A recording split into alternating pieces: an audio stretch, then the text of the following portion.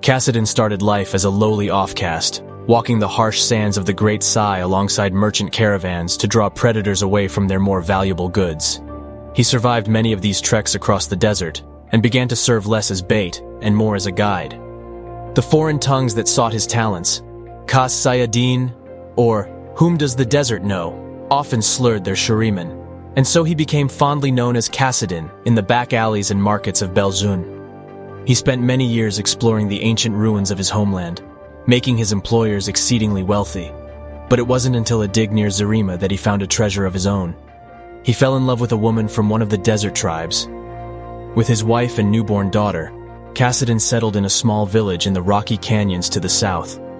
He was on the road often, his work sometimes requiring him to accompany particularly valuable relics to some faraway sponsor. But no matter where his travels took him, Kassadin would always return with exciting tales from the world beyond. Journeying home from distant Piltover, Kassadin and his fellow caravaneers were watering their beasts at an oasis when they encountered the first terrified survivors stumbling out of the desert. They spoke of the disaster that had claimed their homes, as if the maw of the underworld itself had opened up to devour them. They had barely escaped with their lives.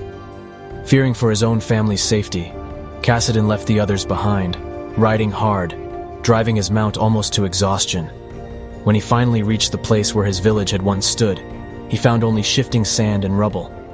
He clawed at the debris until his hands bled, screaming out his wife and daughter's names, though no answer came. Days later, Kassadin's companions caught up to him, now just a broken and empty man weeping beneath the scorching sun. They dragged him back to Zarima, but Kassadin would go no further.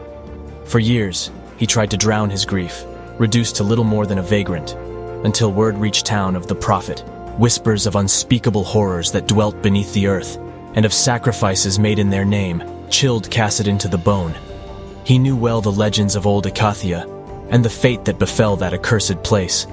If the void had been deliberately drawn towards Shurima once more, then it had likely been the death of his entire village, and countless more besides. He also knew there were few, if any, who could stand against it.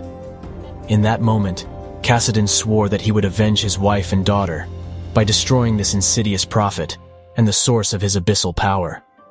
He was a man who had made his living by finding safe paths through the most dangerous places, and resolved to arm himself with the most arcane and esoteric weapons ever known in Valoran, fused with Zonite ingenuity and blessed by Ionian spirit healers. He called in every favor he could, from scholars of antiquities to common smugglers, for their help in acquiring what he sought. Many called him a madman, believing this the last time they would ever see their old friend alive. Kassadin merely thanked them for their concern and bid them farewell. He would face the void alone. Last of all, he stole the infamous Netherblade of Horok, the sword that had slain 1,000 deceivers in the latter days of the Empire. He could feel the cold pull of oblivion in its edge, but no longer had any regard for his own mortality, and nothing of his old life left to lose. Disguised in the robes of a pilgrim, more than a decade since he had last set foot anywhere near that desolate land, Kassadin made his way into Akathia. He would go where no man was ever meant to walk. He would have his vengeance, even if it killed him.